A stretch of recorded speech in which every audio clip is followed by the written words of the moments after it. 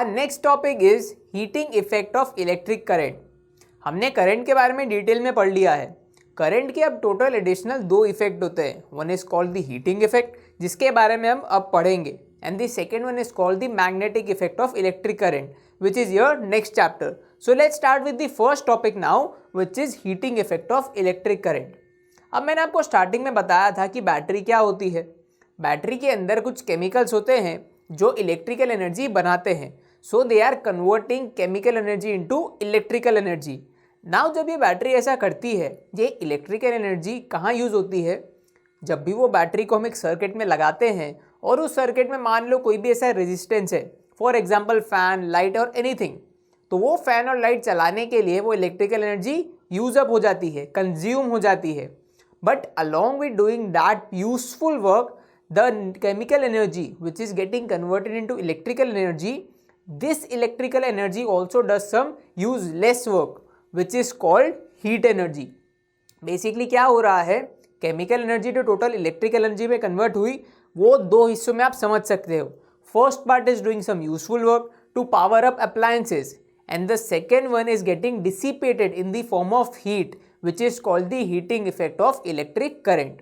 So this is our heating effect. अब इसके अंदर अगर हमारे पास में कोई एक सर्किट है जिसके अंदर मैंने क्या बोला, कोई अप्लायंसेज या रेजिस्टर लगा रखे हैं, अगर मैं ऐसा एक सर्किट लूँ जिसमें खाली टोटल रेजिस्टर्स ही हैं, बेसिकली वो पूरा का पूरा रेजिस्टर से भरा हुआ है, तो क्या होगा, सारी की सारी इलेक्ट्रिक एनर्जी किस में डिसिपेट हो जाएगी? हीट एनर्जी में। मतलब कोई भी यूजफुल वर्क नहीं होगा। And this type of a circuit in which all the electrical energy is used up in the form of heat energy is called the purely resistive circuit. ऐसा circuit जिसके अंदर खाली रेजिस्टर्स लगे हुए हों। Now let's try to derive what exactly is heat energy. हमने बात करी कि हीट के फॉर्म में एनर्जी डिसिपेट हो रही है, बट एग्जैक्टली कितनी हो रही है वो देखते हैं। अब इस डेरिवेशन से पहले हम एक चीज़ ये देखते हैं कि टोटल केमिकल एनर्जी से इलेक्ट्रिकल एनर्जी कितनी प्रोड्यूस हो रही है। सो if we consider a current I flowing through a resistor of resistance R and the potential difference across that resistor is V, and suppose the charge flowing through it is Q, मतलब normal हमने सारे units ले लिए हैं। सो the work done will be V into Q. House that? हमने potential की definition पढ़ी थी, वो क्या थी? V is equal to W by Q. तो W क्या हो जाएगा? V into Q.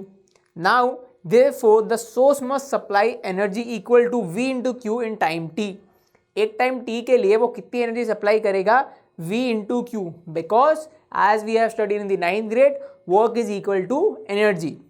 So the total energy supplied in time t will be V into Q. Now we know from Ohm's law that V is equal to I into R. तो बस उसको हम इसमें substitute करते हैं। So substituting this V is equal to I into R in this equation, what do we get? W is equal to, ये V की जगह पे I into R आ गया, so we have IR into Q जो वहाँ पे पहले से था। So the final formula for this one becomes IR into Q. अब इसके बाद में हमारे पास में एक और चीज़ है जो हम सब्सटीट्यूट कर सकते हैं, that is Q. हमने करंट की डेफिनेशन जब पढ़ी थी तब हमने बोला था current is the amount of charge Q flowing in time t. Therefore we mentioned that I is equal to Q by T. तो इससे Q क्या हो जाएगा? I into T. बस उसको हम इधर सब्सटीट्यूट करते हैं। So substituting the value of Q is equal to I into T, we get the formula for W as IR जो पहले से था, मल्टीप्लाइड बाई IT। तो इसके अगर हम ब्रैकेट्स करें तो हमें क्या मिलेगा? I into I, that is I square R and T. So the total electrical energy supplied by the battery is I square RT. अब मैंने आपको प्योरली रेजिस्टिव सर्किट के बारे में बताया था। वो क्या था? अगर एक सर्किट के अंदर सारे का सारे खाली रेजिस्टर्स लगे हों तो क्या होगा? सारी इलेक्ट्रिकल एनर्जी हीट एनर्जी में कन्वर्ट हो जाएगी। तो फिर क्या होगा? ये जो हमारे पास में टोटल एनर्जी है, this will become heat energy which can be written by the word capital H. तो हमारी टोटल हीट एनर्जी सप्लाइड और dissipated in a purely resistive circuit, उसके लिए फॉर्मूला क्या हो जाएगा? H is equal to I square RT, where I, R and T are the current flowing in the circuit, resistance and the time taken. And इस law को हम बोलते हैं जूल्स लॉ ऑफ हीटिंग। अब इस फॉर्मूला को हम थोड़ा अच्छे से देखते हैं। बेसिकली हमने फॉर्मूला तो देखा कि इसके अंदर क्या है I² RT, तो इसकी मदद से हम 3 रिलेशन बना सकते हैं। मतलब क्या, heat is directly proportional to the square of current flowing in the circuit. After that heat is again directly proportional to the resistance of the circuit, and finally heat energy is directly proportional to the time in which the current is flowing. Therefore it is proportional to all three of these quantities. So this was the law of Joule's law of heating. Now हमने इस heat energy को dissipation तो बोल दिया, basically useless work बोल दिया, but this heat energy is not entirely useless.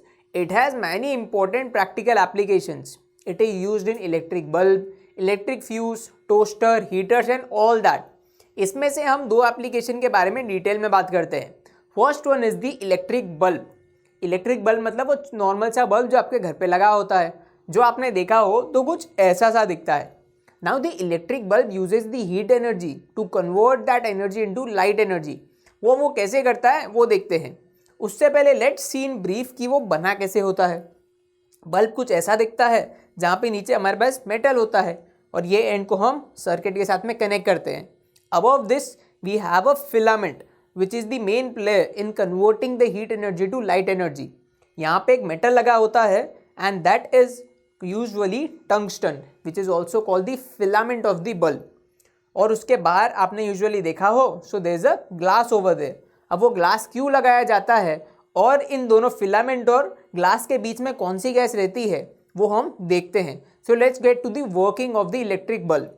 Bulb कैसे काम करता है, whenever you supply the current to this bulb that current goes to the filament और आई सेड द टंगस्टन। अब टंगस्टन ही हमने क्यों लिया, तो यहाँ पे हम जो फिलामेंट लेते हैं वो एक्चुअल में हीट एनर्जी को लाइट एनर्जी में कन्वर्ट करता है। वो कैसे, वो मेटल इतना ज़्यादा गर्म हो जाता है कि वो लाइट एनर्जी प्रोड्यूस करने लग जाता है and for that we need a metal जो इतना ज़्यादा हीट वो टॉलरेट कर सके, पहले ही मेल्ट ना हो जाए। And for that purpose we use tungsten. Why tungsten, because tungsten has the melting point of 3380 degree Celsius. इतना ज़्यादा टेम्परेचर वो टॉलरेट कर सकता है बिना मेल्ट हुए। तो क्या होगा, जब ये टेम्परेचर इसके आसपास है तो बहुत ज़्यादा पहुंच जाएगा, तो वो इतना ज़्यादा ब्राइट शो करने लग जाएगा कि वो एक्चुअल में लाइट एमिट करेगा। सो this is how the bulb works. अब हमारा हीट एनर्जी क्या हो रही है, लाइट एनर्जी में कन्वर्ट हो रही है। So therefore we need as much of that heat energy to produce that light energy. हम किसी भी तरीके से वो हीट एनर्जी, वो हीट प्रोड्यूस हो रही है, उसको डिसिपेट नहीं होने देना चाहते। That's why we use a glass over here. Glass is a poor conductor of heat.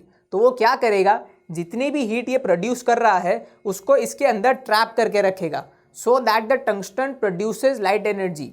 अब ये अगर हीट डिसिपेट हो जाए, मान लेते हैं कि हम ये ग्लास को क्रैक कर देते हैं, तो आपने यूजुअली देखा होगा क्या होता है, जैसे ये ग्लास क्रैक होता है bulb stops to glow. Why is that, tungsten को तो उससे कुछ नहीं होता भले ये ग्लास टूट जाए, पर ये ग्लास टूटने की वजह से जो इतनी सारी हीट उसने ट्रैप कर रखी थी जिसकी मदद से वो लाइट एमिट कर रहा था, वो हीट एक ही सेकेंड में डिसिपेट हो जाती है and it no longer has that huge amount of heat to produce light energy.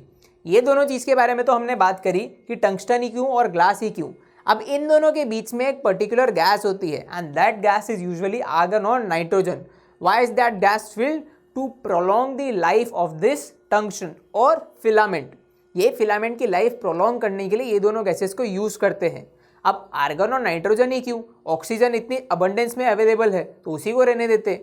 Because oxygen will react with this metal and argon and nitrogen being least reactive, ये इसके साथ में react नहीं करेंगी। So this was the working of an electric bulb.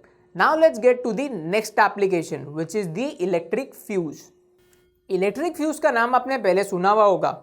जब भी आपके घर में या सोसाइटी में लाइट जाती है तब आपने ये वर्ड बोलते हुए लोगों को सुना होगा कि फ्यूज़ उड़ गया। अब ये फ्यूज़ एक्चुअल में क्या होता है और इसके उड़ने की वजह से लाइट क्यों चले जाती है वो देखते हैं। सबसे इंटरेस्टिंग बात जो फ्यूज़ के बारे में ये है कि जब भी ये फ्यूज़ उड़ा तो you should be thankful of that fuse, क्योंकि अगर वो फ्यूज़ नहीं उड़ता तो आपको बहुत ज़्यादा डैमेज हो सकता था आपके अप्लायंसेस को and you may have been costed a lot. So how does this fuse work. Now आपने फ्यूज़ अगर देखा हो तो कुछ लगभग ऐसा सा दिखता है। इस फ्यूज़ के अंदर क्या होता है, एक छोटा सा फ्यूज़ वायर होता है made of some material like aluminium, copper, iron और लेड, और इसके बाहर जो आप ये देख रहे हो that is made up of a material called porcelain, या ऐसा से कोई मटीरियल हम यूज करते हैं। And the thing about fuse is that this thing is connected to the main supply. Power station से जो आपको इलेक्ट्रिसिटी प्रोवाइड करी जा रही है उसके साथ में ये सीरीज में रहता है through out the main circuit. Now let's see कि ये काम कैसे कर रहा है। हमने ये तो देख लिया कि फ्यूज लगा कहाँ होता है और कैसा बना होता है, बट फ्यूज एक्चुअल में आपके अप्लायंसेस को डैमेज होने से बचाता कैसे है ये देखते हैं। मान लेते हैं कि जो पावर आ रहा है, बेसिकली जो करंट आ रहा है वो अचानक से बहुत ज़्यादा बढ़ गया, तो ये फ्यूज वायर क्या करता है, this fuse wire which is connected inside this fuse has some rating. कुछ रेटिंग होती है 1 ampere, 2 ampere, 5 ampere, 10 ampere depending upon the circuit.